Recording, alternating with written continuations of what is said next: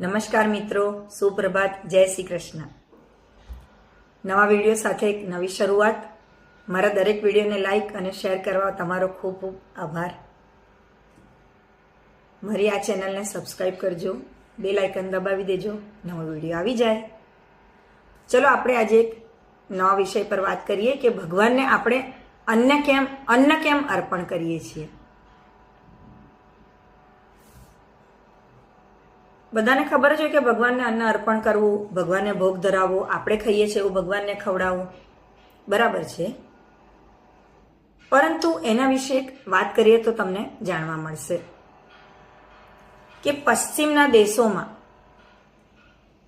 લોકો જ્યારે જમવાનું શરૂ કરે તે પહેલા પ્રભુનો આભાર માનવાની નાનકડી વિધિ કરતા હોય છે। સહેજવાર આંખો બંધ કરી હવે પછી તેઓને મળનારા ભોજન માટે હે ઈશ્વર, આ તારી કૃપા છે એમ મનોમન બોલી પછી જ ભોજન આરોગવાનું શરૂ કરે છે લોકો। આપણે પણ અન્નપૂર્ણામાનો ખૂબ આભાર માનીએ છીએ। માગશર મહિનો છે, અન્નપૂર્ણા વ્રત પણ ચાલે છે। માગશર સુદ 6 થી 21 દિવસ। અત્યારે અન્નપૂર્ણા વ્રત ચાલુ છે અને માતા અન્નપૂર્ણાની કૃપા અને એમને જ ધરાવવાના ભોગ વિશે આપણે વાત કરીએ છીએ। આપણે ત્યાં રસોઈ ઘરમાં ભોજન તૈયાર થઈ જાય એટલે થાળમાં દરેક વાનગીનો થોડો થોડો પહેલો ભાગ અંશ લઈ તે થાળ પ્રભુના પૂજાખંડમાં લઈ જઈ એમને ધરાવવામાં આવે છે। પછી તે ધરાવેલું ભોજન બાકીની રસોઈમાં ભેળવી દઈ પછી જ બધાને પીરસવામાં આવે કે એ ધરાવેલો પ્રસાદ બધાને પહોંચી જાય। ક્યારેક વ્યક્તિ કોઈ બહાર ગઈ હોય અને બહાર જ ભોજન લેવાનો પ્રસંગ ઊભો થાય તો તે વ્યક્તિ ભોજન લેવાનું શરૂ કરતા પહેલા એક નાનકડા કોળિયા જેટલું અન્ન થાળીમાં એને ફરતું ફેરવીને થાળીની બાજુમાં મૂકી, જમીન પર મૂકી, સાઈડમાં મૂકીને કે થાળીમાં સાઈડમાં મૂકીને જમવાનું શરૂ કરે।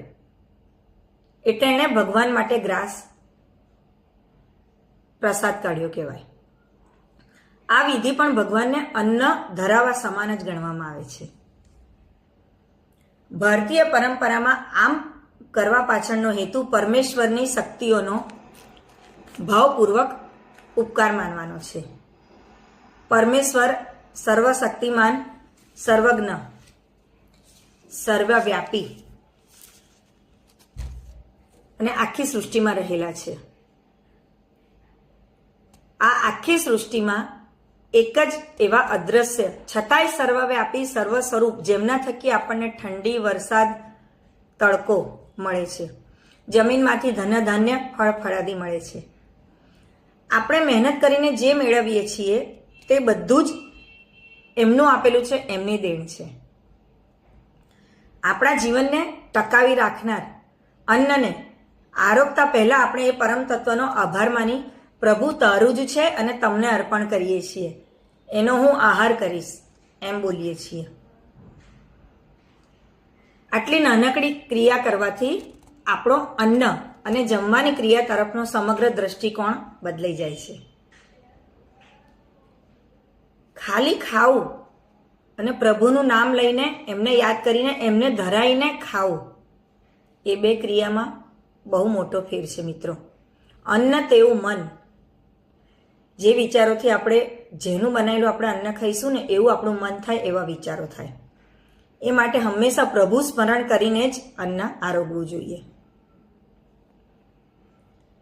પ્રભુને ધરાવવાનું અન્ન સ્વાભાવિક રીતે શુદ્ધ અને સાત્વિક હોય એટલે આપણે પણ એવું જ શુદ્ધ અને સાત્વિક ભોજન ખાતા થઈએ, જેની આપણા મન અને શરીર પર સારી અસર પડે છે।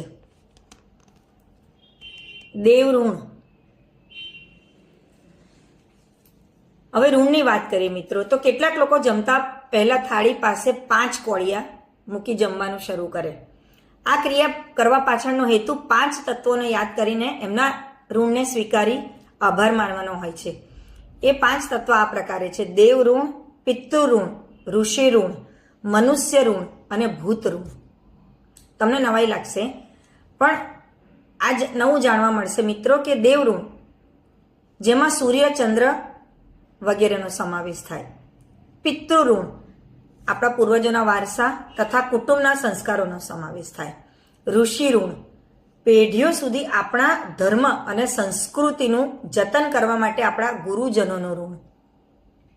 મનુષ્ય ઋણ, સમાજના બધા સાથી બાંધવના સહકાર બદલ તેઓનું ઋણ.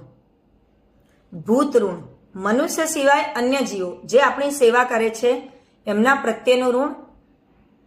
એ આપણે 5 પ્રકારનું ઋણ અદા કર્યા પછી ભોજન કરવાથી આપણે સંતોષ સાથે અન્ન આરોગી શકીએ છીએ. એટલે ઘણા લોકો 5 કોળિયા બાજુ પર મૂકતા હોય છે. આમ વૈજ્ઞાનિક દ્રષ્ટિએ જોઈએ તો ભોજન શરૂ કરતા પહેલા શરીરને થોડો સમય આરામ આપવાની જરૂર હોય છે. કામ પતાવી ઝડપથી જમવા બેસી જવું, અને એવા વ્યક્તિ અથવા ઝડપથી ખાનાર વ્યક્તિને ભોજન બરાબર પચતું નથી. અન્ન શક્તિદાતા તત્વ છે, તેને શાંતિથી સ્વસ્થ ચિત્તે આરોગવું જોઈએ.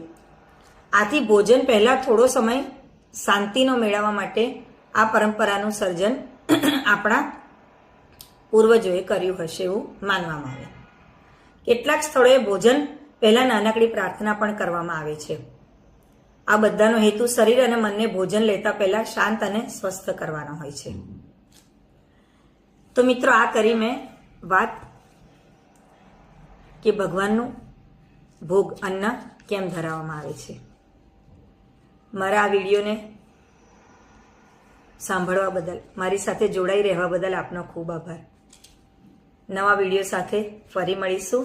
જય શ્રી કૃષ્ણ. જય અન્નપૂર્ણામાં.